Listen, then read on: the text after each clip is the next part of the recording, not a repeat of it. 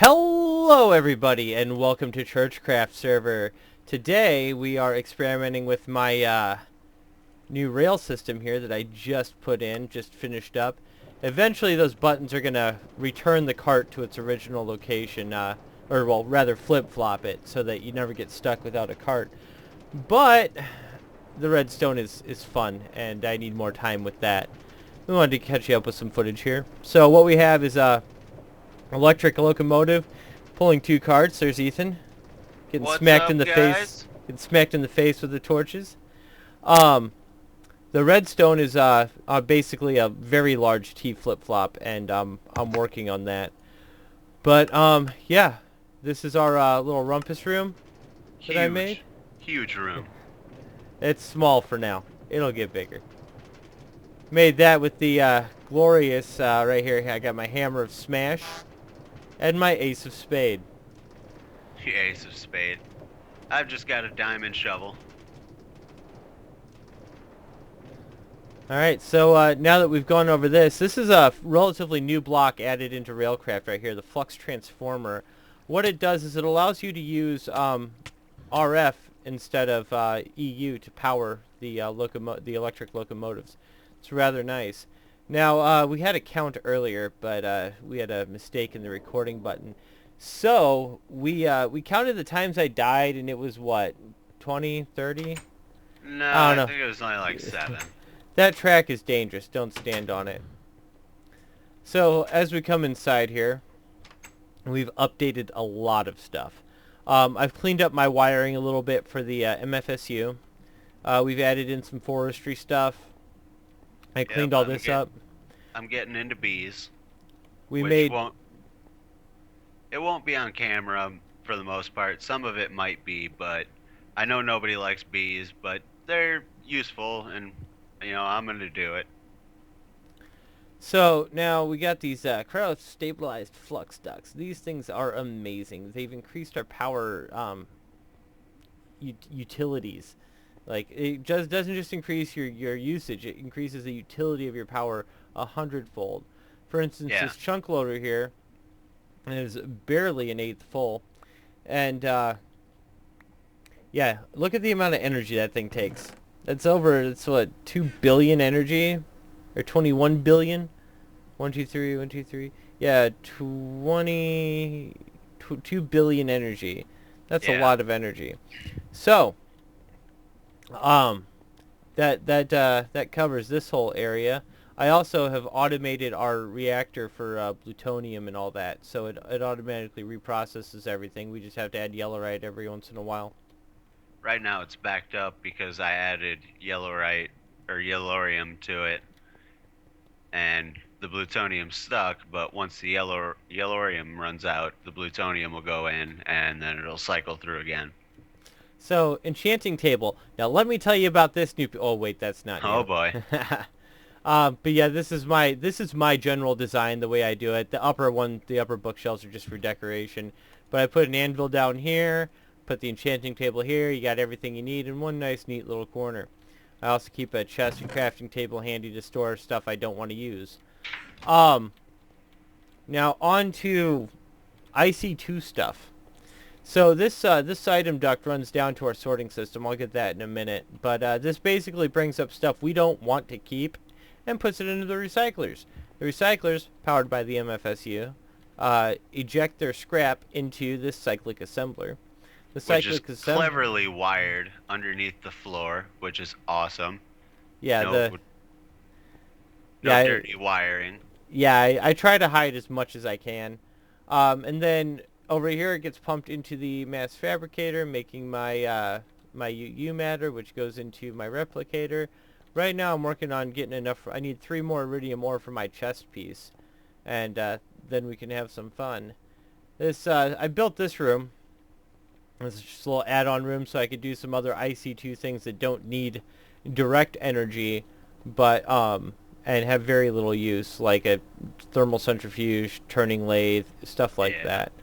Now, Now, it's a beautiful room. yeah, I had fun building it. I discovered this hellish brick and I had to use it. So Yeah. using the elevator that Ethan put in, we got the big plutonium reactor. He'll tell you about that in a second. This is part of immersive engineering. It's a mod that I just started playing with last night, actually, and I like this. It's a 4-slot coke oven. It's a 5 by 7 by 4 multi-block structure. It's kind of it's kind of hard to build. Everything has to be in a certain spot, and I really recommend watching a video tutorial before you try to tackle this, or you're just gonna get frustrated like I did. So you have input slots down here on the front and on the back, and with these input slots, you can input your coal or charcoal or whatever into the input, and then over here on the side, this upper one is what exports the creosote oil into my tanks here. I'm probably going to upgrade these to a Railcraft tank soon. It's a lot of work to upgrade. Yeah, and you have to move things around correctly. Yeah. These coke ovens are just kind of pointless. Now, look at that monstrosity. Doesn't that look badass? Another immersive engineering multi-block structure. It is beautiful. It's a 2 by 2 by 2, and it's a blast furnace. So you put your coal coke or your fuel in here. You put your iron in up here, and you end up with steel or whatever else a blast furnace can make. Again, this block is unique because unlike the original blast furnaces, which are huge like this, you can have an input here, an output here, so you can just straight pump your iron in and make steel. This is I would actually recommend 2 or 3 of these. If you're a big Railcraft person and you're doing a lot of stuff with the steel and Railcraft, having one of these running 24/7 and just having your iron pumped directly into it is a great idea. Now, let's go over the last thing I got here is a sorting system. It's a pretty basic one. I kind of borrowed from Direwolf 20. He made something similar to this once, and he didn't like it, but he likes to do a lot of the programming stuff, which we'll get into, just not right away. So eventually we're going to have an applied energistic system. If you're just looking for a quick, easy-to-do sorting system, it's kind of resource-intensive, but it's not that bad. Just build a whole bunch of barrels. Line them up. Run an item duct across the top. Set up... lock all of the barrels, as we did. Yeah, you can lock in your whatever is going into a barrel so you can take all of it out and process it without losing the barrel spot. Now, 5 ender chests. I had 6, but somebody stole it. I needed to make something so I could go out on journeys and, have an ender pouch and empty my inventory. We went over this. Anyways, what these do is they can take in items from an ender chest. I just did a little demonstration. I'm going to have to grab a block or 2 to re-demonstrate here. And let's use... not obsidian, that's too long to break. So... let's say this wood block's my quarry, okay? Let's not put it over the elevator. Okay, this wood block is going to be my quarry. We'll have the aluminum be the energy tesseract, and the diorite will be the ender chest. So you place your quarry, you place your ender chest on top of the quarry, and you place your tesseract right next to it. Now this is going to start working. And all the items from the quarry are going to eject right into that nice little ender chest and pop up here. The bonus to having the 5 chests, or more, more is better. I plan on adding a few more once we get some more ender pearls, is you can have each chest pulls 1 stack out at a time. So if you have 1 chest, it's not going to keep up. But with the 5 chests, it keeps up pretty good. Now, this diamond chest here is a buffer chest. The buffer chest is just as it pulls out here, the pipes can only handle so much at a time. These can handle a lot, but still it's limited. So you're going to end up with a lot of cobblestone, especially when your recyclers get backed up. You're going to have a lot of cobblestone in here that would otherwise sit in the chest and clog them up. Now what we have here is on this Signalium servo, we have andesite, dirt, cobblestone, limestone, and gravel blacklisted. What blacklisting means is that this pipe here that goes up and around all these barrels is not going to pull those out of the chest. Instead, they're going to be pulled out the bottom via a whitelist. Now, I realize that's redundant, but I like redundancies. So these get Better to pulled be out, safe than sorry. and that line goes right back up to the recyclers that you saw earlier, and that's how we do. Yep. I guess I got a gravel. So I'm gonna turn things over to Ethan here, and he's gonna tell you about our big reactors while I break these blocks up here. We went with the 5x5x5, and we've got 5 yellorium fuel rods in there, and our power comes out here. The plutonium comes in through here. As you can see, I've got some yellorium in there right now. That's going to cycle through, and then once that burns out, the plutonium's going to automatically go into there. The cyanite is being pumped out of there, and looks like we got water. Yeah, the water source is up there. We got it cleverly blocked. That was kind of an emergency block there. And this is cooled with gelid cryothium, the best coolant. As you can see, it's still running very hot, but we're producing... It's the best passive coolant. Yes. There are other ways to cool one of these sons of bitches. I looked into it, and no, just no. Yeah. It would take an entire Let's Play series to mess with one of them. Yeah, and as you can see, we're generating 4.84 kilo RF, which is just insanely good. It's handling the chunk loader, all of the machines. I mean, it's just wonderful. And it runs our quarries, everything. Now, something I do want to point out here that Ethan didn't realize, and I didn't know until I researched it a little bit. Gelid cryothermium. You can make that stuff out of blizz powder. You need blizz powder. Now, you can make blizz powder using 2 machines that we've had for a while here, and Yeah. if you're building a reactor, you should already have these machines as well. Yeah. The magma crucible and the fluid transposer. You put redstone into the magma crucible, and you infuse the redstone into snowballs. I know, stupid simple recipe for something that's very useful. Well, I'm going to show you guys my Thaumcraft room real quick, even though I know it's been done a million times, a million different ways. I've got my silverwood sapling right over there. I was lucky. We're next to a magical forest. This is my ender chest that pulls out through this ender pouch and pipes into this diamond chest so I can go out journeying and empty my inventory as I go. Why are you breaking things? Because the cross needs to be on your wall, sir. Oh yeah. He found that in the nether and decided it belonged in here.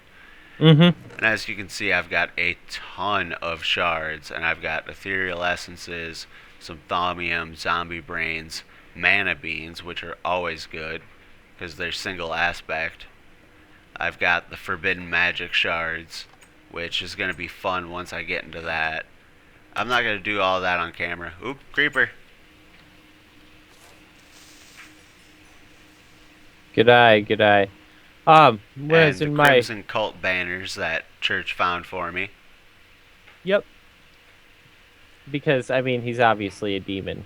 Oh, yeah. If you knew Ethan as well as I do, you know he's half demonic at least. I mean, just look at me. Seriously. Yeah, you and your purple John Lennon glasses over there. Hey, don't mock the John Lennon glasses.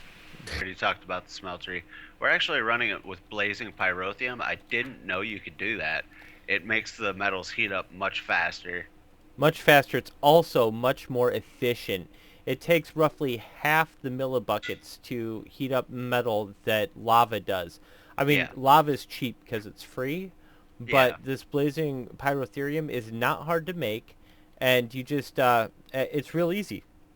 Yeah, I love this stuff. You make it in your base and use your liquid transposer to fill buckets with it, and just, I made a whole bunch of buckets the other day and keep them here for fuel. A few other things we found out that are really interesting that I didn't know about, I didn't realize you could do. First off, if you make refined iron, you can put it into your smeltery, and you can pump out ingots of steel. It's a good way to get some early game steel without having to build a blast furnace and wait. Yeah. Because you can heat up a bunch of, depending on how big we got a medium-sized smeltery here. But you can do a lot with that. I've actually been experimenting a lot with the ingot cast in this series, just because I've always used the smeltery to make manila stuff and whatever, but I've never really played around with using it to make ingots.